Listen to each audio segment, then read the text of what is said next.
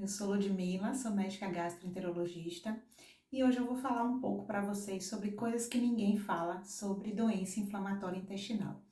Então, eu estou dando continuidade aos vídeos que a gente está fazendo sobre o Maio Roxo, que é o mês da conscientização sobre as doenças inflamatórias intestinais, e agora eu vou fazer uns comentários a respeito de coisas que a gente percebe na nossa prática clínica com os pacientes de doença inflamatória.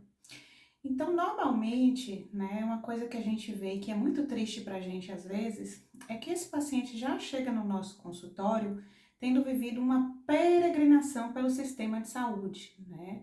Muitas vezes até por questões de falta de acesso, por dificuldades do SUS e por outros aspectos que eu vou comentar um pouco.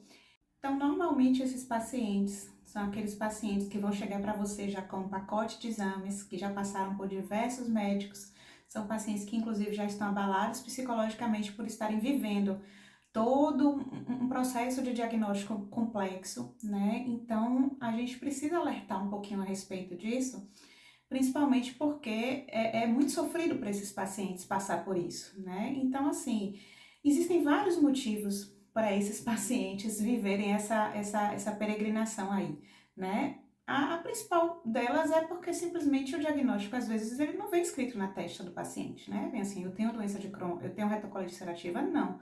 Muitas vezes a doença vai começar com sintomas muito inespecíficos, comuns a outras doenças. Às vezes esse paciente vai parar muitas vezes no atendimento de emergência, e a gente sabe que atendimento de emergência muitas vezes não há aquela paciência, aquele tempo para poder se dar atenção aos sintomas e aos sinais que podem estar acontecendo, né? A gente percebe também hoje em dia a falta, né, de uma suspeita clínica bem feita. Então, muitas vezes, boa parte dos médicos às vezes tratam só a sintomatologia, mas não tendem a fazer um diagnóstico sindrômico, encaixar esse paciente em alguma doença e muitas vezes também por falta de acesso, né, ao médico especialista, né? Então, a gente sabe que, infelizmente, para o diagnóstico de doenças complexas que exigem exames, né, de alta complexidade, normalmente vai estar presente em grandes centros. Então, aqueles pacientes que moram no interior, que moram, né, em cidades que não têm tanto acesso à saúde, esses pacientes eles vão ter que se deslocar, né, muitas vezes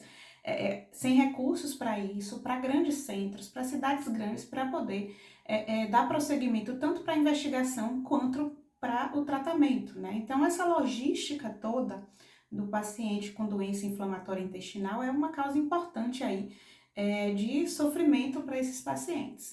Uma vez diagnosticado, que a gente imagina de que não, agora eu sei o que eu tenho, então vamos resolver, vem outro problema, né, que é justamente o tratamento.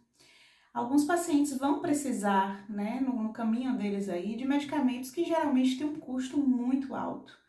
Então, até esse paciente muitas vezes ser colocado num programa, né, de medicação especial pelo SUS, que ainda a gente tem que agradecer por ter essa disponibilidade, né, de pegar medicamentos de alto custo via SUS, mas até o paciente passar por todo esse caminho e conseguir, esse paciente vai às vezes ter que custear um tratamento que infelizmente é muito caro, é muito complexo, e que nem todo mundo tem experiência para fazer o tratamento, então aí acaba voltando de novo para aquela história dos grandes centros, né, que é onde vão estar os serviços de referência mesmo para os pacientes com essa doença.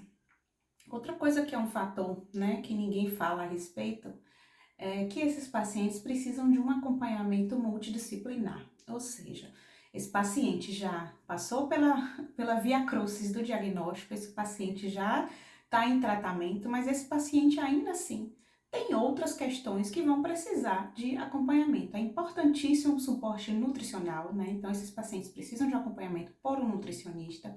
Nem sempre isso vai estar disponível, às vezes nem no centro de referência, e precisam também de acompanhamento psicológico, tanto pela questão da própria doença, porque são doenças que, infelizmente, né, podem ser um quadro mais grave e trazer problemas psicológicos para o indivíduo. Às vezes o paciente com doença de Crohn pode conviver com uma ostomia, então esse paciente também precisa, né, de um acompanhamento psicológico adequado.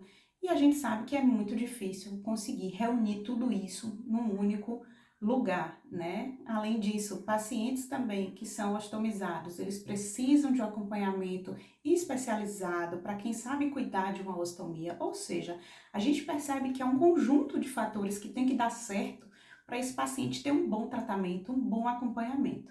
A primeira coisa é, basicamente, encontrar um especialista que dê atenção ao paciente, que saiba fazer o diagnóstico, porque é muito comum também a gente ver, às vezes, pacientes que têm sintomas muito inespecíficos serem até descreditados, né? Olha, o médico não acreditou nos meus sintomas, olha, eu não sei mais com quem que eu falo.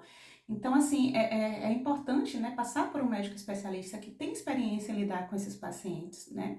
E é fundamental também que os pacientes e familiares se unam, né? Então, por isso que a importância dessa campanha, que os pacientes se unam, formem associações para poder buscar os seus direitos, né? De ter acesso à medicação, de ter acesso aos exames diagnósticos e de acompanhamento, de ter acesso ao acompanhamento multidisciplinar. Então, por isso que é importante esse mês a gente falar tanto sobre isso, né? E estou aqui para qualquer dúvida e esclarecimento a respeito e para a gente fazer essa troca aí que eu acho muito legal.